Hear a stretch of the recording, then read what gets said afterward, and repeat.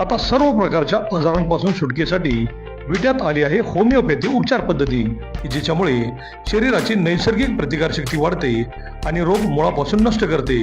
शरीराला कोणताही त्रास न होता आजारावर मात करण्यासाठी होमिओपॅथी उपचार पद्धती आजच सुरू करा.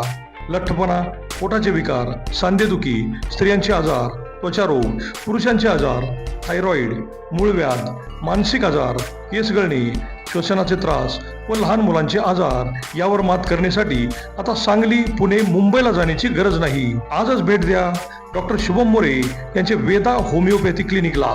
आमचा पत्ता डॉक्टर शुभम एस मोरे, जिवाळा बिल्डिंग, तळमजला, गाळा नंबर 1, खानापूर रोड, विटा, तालुका खानापूर, जिल्हा सांगली. संपर्क 95 61 65 18 19 82 089 15 813. नमस्कार, प्राईम न्यूजमध्ये आपल्या सर्वांचे स्वागत. मायनी रोडवरील महामार्गाचा वाद आज परत मुख्याधिकाऱ्यांसमोर चिघळला. युवा नेते वैभव पाटील, सुनील सुतार, विवेक भिंगारदेवे, किरण तळेकर व अनेक आजी माजी नगरसेवकांनी मुख्याधिकाऱ्यांना महामार्गाबाबत विचारले असता मुख्याधिकाऱ्यांनी अतिशय धक्कादायक गोष्ट समोर आणली.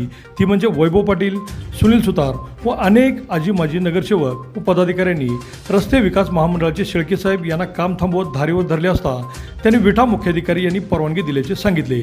आज परत याच कार्यकर्त्यांनी व नेत्यांनी मुख्याधिकारी विक्रम पाटील यांना याबाबत विचारले असता त्यांनी मी रजेवर असताना प्रभारी मुख्याधिकारी यांनी तसे पत्र रस्ते विकास महामंडळाला दिले असल्याचे सांगतानाच विरोधी गट प्रचंड आक्रमक झाला व हे कुणाच्या सांगण्यावरून होतोय असे म्हणत असताना सुभाष भिंगारदेवे यांनी थेट आमदारांचे नाव घेतल्याने आता हा वाद आणखीनच चिघळण्याची शक्यता वाटत आहे. आज नगरपालिकेत होणाऱ्या नियोजन बैठकीत अजितदादा गायकवाड व सुमित गायकवाड हा विषय उचलून धरतील व त्यावर काय निर्णय होतो हेही पाहणे महत्त्वाचे ठरणार आहे. या बैठकीनंतर तरी काम थांबते का सुरू होते हे पाहणे महत्त्वाचे ठरणार आहे. पाहूयात काय म्हणाले ते. ज्यावेळेला आपल्या 2 मीटिंग झालेल्या होत्या त्यावेळेला आणि आपली जी भूमिका नगरपालिका प्रशासनाची ती कन्सिस्टंट आहे की नगरपालिकेचा जो डेव्हलपमेंट प्लॅन असेल किंवा नगरपालिकेचा मॅक्झिमम जो रस्ता आपल्याला युटिलाइज करता येत असेल अशा पद्धतीनं रस्ता युटिलाइज करता यावा आणि करावा. शहराला मुळातच बाकीच्या ज्या रस्त्यांच्या तुलनेमध्ये तिकडचा रस्ता हा मोठा आहे आणि मोठा रस्ता असावा अशा पद्धतीनं आहे. साहेब बघा, हा रस्ता लोकांनी प्रेमाने दिलेला आहे. त्याच्या बाजूला साहेबांनी सागवानी झाडं 40 ते 45 वर्षापूर्वी लावली आहे.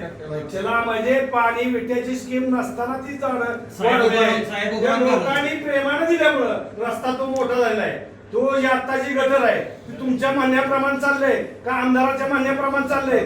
तुम्ही ह्या दोघांचं तुमच्या दोघांचं काय साठलोट आहे का हे बघायला आम्हाला पाहिजे.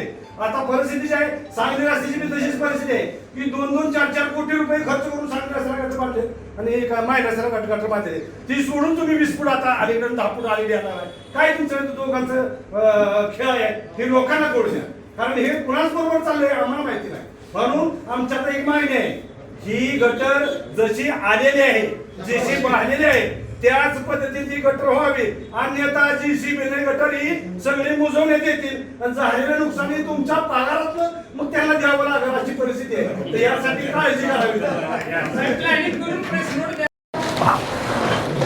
शनिवारी सकाळी हायवे अथॉरिटी ऑफ इंडियाचे शेळके साहेब यांना आपण मायनी रोडवरती कामाचे जी रुंदी कमी होती त्या संदर्भात त्यांना जाब विचारण्याच्या निमित्तानं आम्ही तिथं गेलो होतो. त्या दिवशी अशी चर्चा झाली की विटा नगरपालिकेच्या मुख्याधिकाऱ्यांनी आम्हाला पत्र दिल्यामुळं आम्ही त्या रस्त्याची रुंदी कमी केलेली आहे किंवा युटिलिटीची रुंदी वाढवलेली आहे. त्या संदर्भात मुख्याधिकाऱ्यांना विचारण्याच्या निमित्तानं आज आम्ही सगळे विटा शहरातील सगळे प्रमुख नागरिक, सगळे माजी पदाधिकारी, काय प्रमुख लोक आज आम्ही इथं आलो होतो. CO साहेबांच्या समोर सगळ्या गोष्टी मांडल्यानंतर CO साहेबांनी इतके धक्कादायक आज आपल्याला खुलासा केला की आत्ताचे CO असणारे पाटील साहेब रजेवर असताना तिथं 15 दिवसासाठी ज्या COंच्याकडे चार्ज होता त्या COनी प्रभारी होत्या, त्यांनी त्यांना पत्र दिले की ती रुंदी कमी करावी किंवा काय असेल त्या संदर्भात. ही धक्कादायक माहिती आज आपल्या सगळ्यांच्या समोर आलेली आहे. आम्ही त्यांना त्याच्या संदर्भात जाब विचारला.